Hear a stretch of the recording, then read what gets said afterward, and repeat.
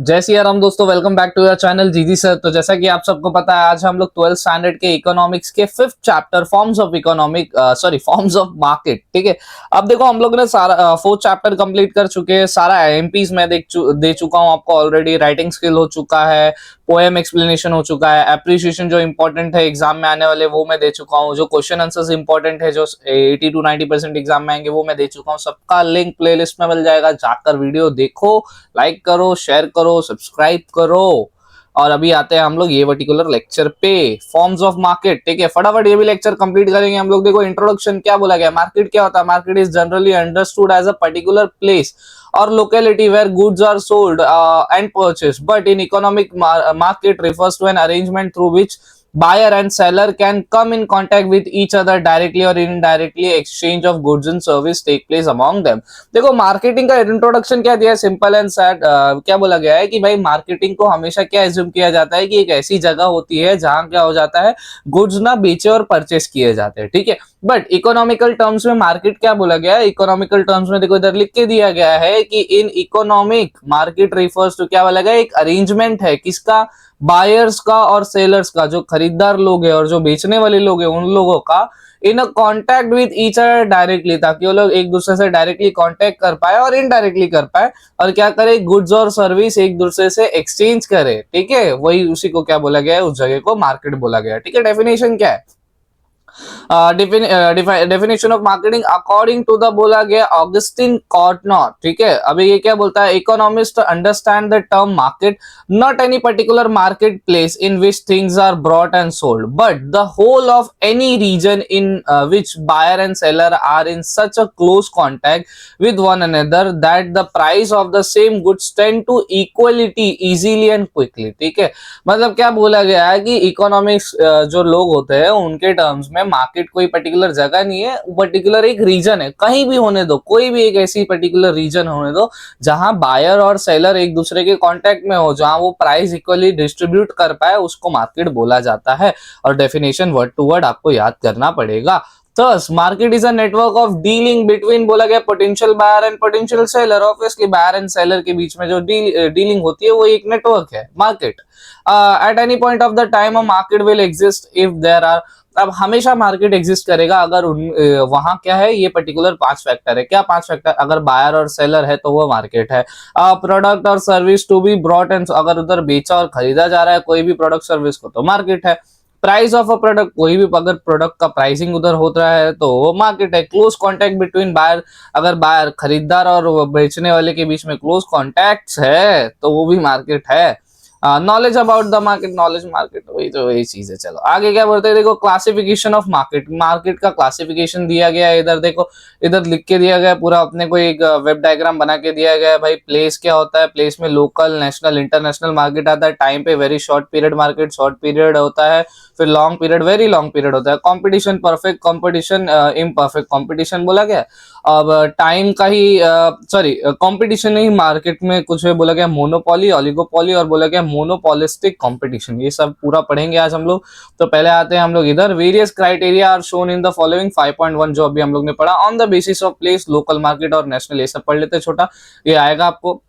Explain the terms, explain the principle. Local market is a market in which sellers sell, customers buy product in a region or area which is which it is produce, ठीक है। मतलब जहां produce होता है वहीं locally बेचा और खरीदा जाता है, उसको लोकल मार्केट बोलते हैं।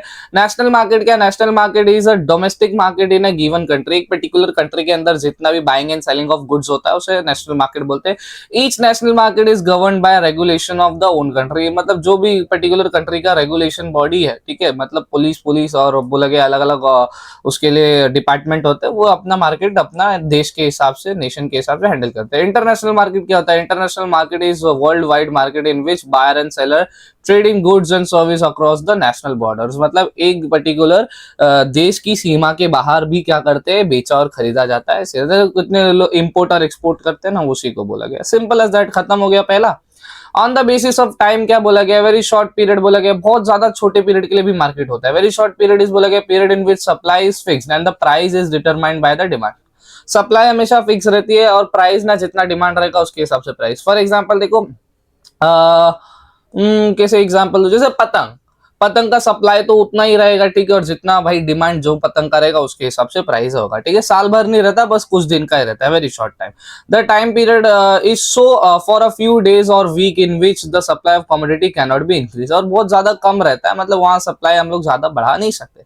शॉर्ट पीरियड बोला गया थोड़ा कम पीरियड के लिए। शॉर्ट पीरियड इज बोला गया period of less than 1 year, मतलब एक साल से थोड़ा सा कम, ठीक है। मतलब बोला गया ठंडी में स्वेटर बोल सकते हो, गर्मी में पतले कपड़े बोल सकते हो, बारिश में रेनकोट बोल सकते हो।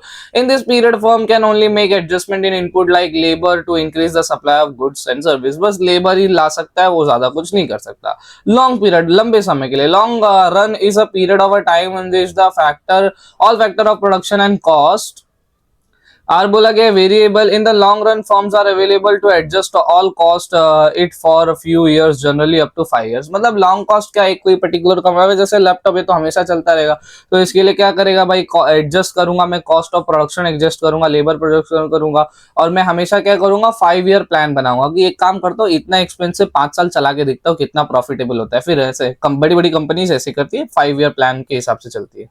अब वेरी लॉन्ग पीरियड भाई, बहुत मतलब अंत तक चलना है, तो very long period is a production of time that is so long that all inputs are variable. सारे इनपुट्स वेरिएबल होते हैं, मतलब चेंजेबल रहते हैं। It is of more than 5 years, 5 साल से ज्यादा। चलो अब on the basis of competition पे आ गए हम लोग, फटाफट ये कर लेते हैं, ठीक है। अब क्या बोला गया, competition among the sellers and the buyers is the most important criteria of classification of market in the economy. अब कंपटीशन कौन सा है, यही पता लगता है हम लोग को इसी चीज से कि भाई मार्केट जो है कौन से क्राइटेरिया में आता है, ठीक है।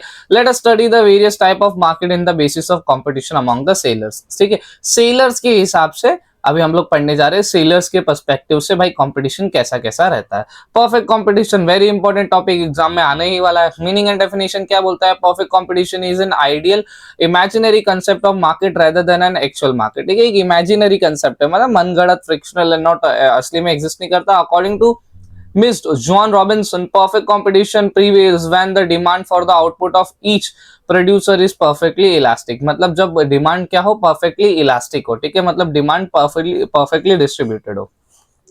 A perfectly competitive market is one which the number of buyer and the sellers is very large। Perfect competition कब होता है, जब buyers भी ज्यादा मात्रा में हो और sellers भी ज्यादा मात्रा में हो। All buyers and sellers are arranged in buying engaged in buying and selling a homogeneous product without any restriction। एक particular single product लोग खरीदते हैं बिना कोई भी restriction के बिना। Moreover, both buyers and sellers possess perfect knowledge of the perfect condition, ठीक है, और दोनों के पास नॉलेज रहता है, बायर्स के पास भी, सेलर्स के पास भी, खरीदने वाले के पास भी, बेचने वाले के पास। Following are the features of perfect competition. Perfect competition के कुछ फीचर्स भी है, ठीक है।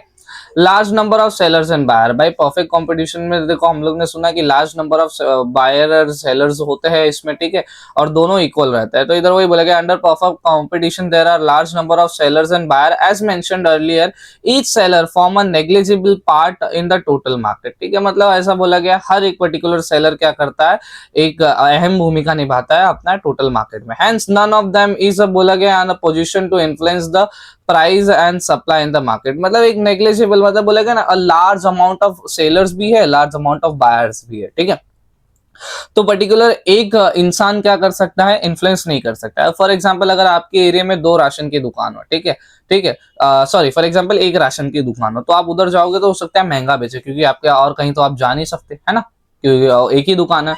लेकिन अगर वहीं उधर 3-4 बायर्स हो, ठीक है, 3-4 सेलर्स हो, मतलब 3-4 राशन की दुकान हो, तो हो सकता है वो लोग क्या करे, प्राइस कम करके बेचे, ठीक है, ये चीज हो सकता है। तो मतलब एक अकेला रहेगा तो इन्फ्लुएंस कर सकता है, लेकिन अगर लार्ज नंबर रहेगा तो वो लोग इन्फ्लुएंस नहीं कर सकते, ना सप्लाई को ना मार्केट को। इधर वही लिख के दिया, hence none of them is in the position to influence the price and supply in the market. तो sellers are the price takers under perfect competition. जो सेलर्स रहते हैं ना, वही प्राइस टेकर्स रहते हैं अंडर परफेक्ट कॉम्पिटिशन में, ठीक है, जो बेचने वाले रहते हैं। The number of buyer is also large, जो खरीदने वाले वो भी ज्यादा मात्रा में रहते हैं। The share of each buyer is so negligible that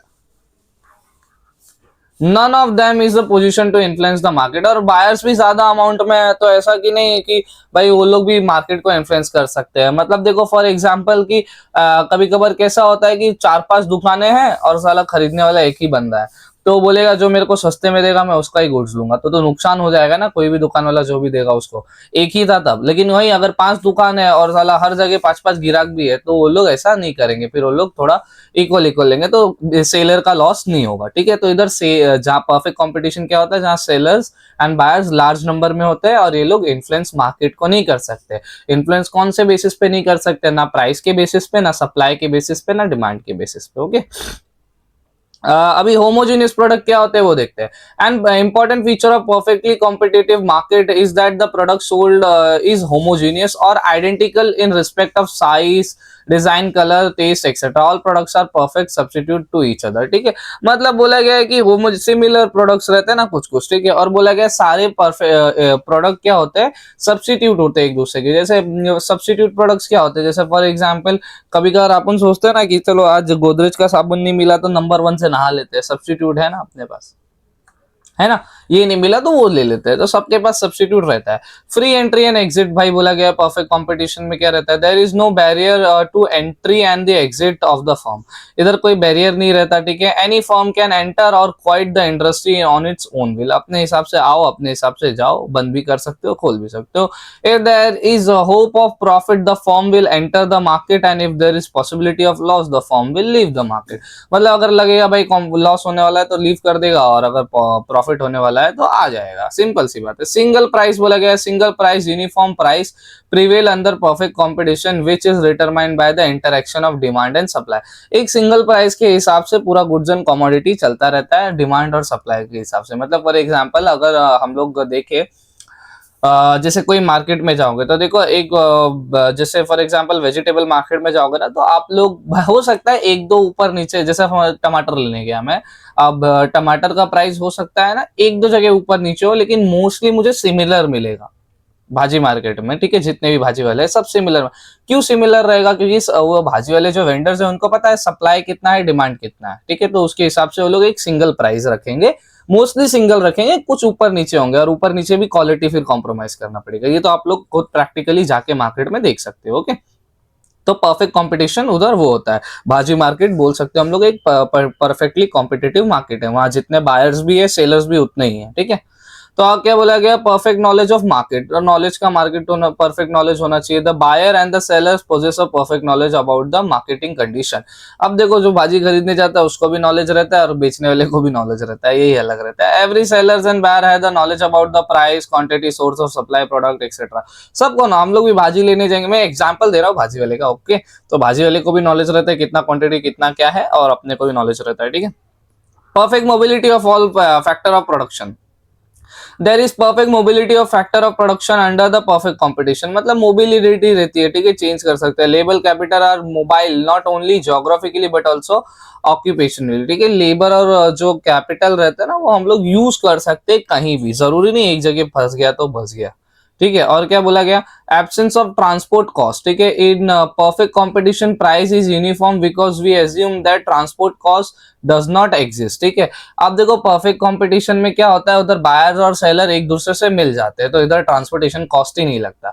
जब अगर बायर और सेलर ना मिले, फॉर एग्जाम्पल अगर एक भाजी वाला है मालाड में, अरे मालाड बोल रहा हूँ, जैसे अभी आप लोग ग्लोबल, हाँ मुंबई की बात कर रहा हूँ, जैसे फॉर एग्जाम्पल मुंबई में, ठीक है, और उसे जाना है लेकर नासिक, तो उसे ट्रांसपोर्टेशन कॉस्ट लगेगा। लेकिन समझ लो मुंबई और नासिक के बीच में कोई ऐसी जगह है जहां दोनों मिल रहे हैं, तो दोनों का ट्रांसपोर्टेशन कॉस्ट काफी हद तक बच जाएगा। एक मार्केट क्या होता है, आप अंदर जाते हैं और भी चीजें लेके आते हैं, तो transportation cost does not exist in their, ठीक है। This assumption will lead to the ununiformity in price। कभी कभार अनयूनिफॉर्मिटी आ जाती है प्राइस में, इसकी वजह से नो गवर्नमेंट इंटरवेंशन, और इसमें गवर्नमेंट इंटरवेंशन नहीं कर सकता, ठीक है। लाइसेंस बोला गया fair policy is an important feature of the perfect competition. It's mean there is absence of government intervention in economic activity. Government उधर कुछ इंटरफेयर नहीं करेगी, ठीक है।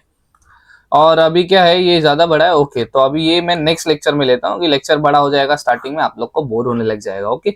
नेक्स्ट लेक्चर में हम लोग ये वाला पूरा पढ़ते हैं, ओके। तब तक के लिए thank you very much for watching this video. Please do share with your friends and please do subscribe to our channel. जी जी सर, थैंक यू।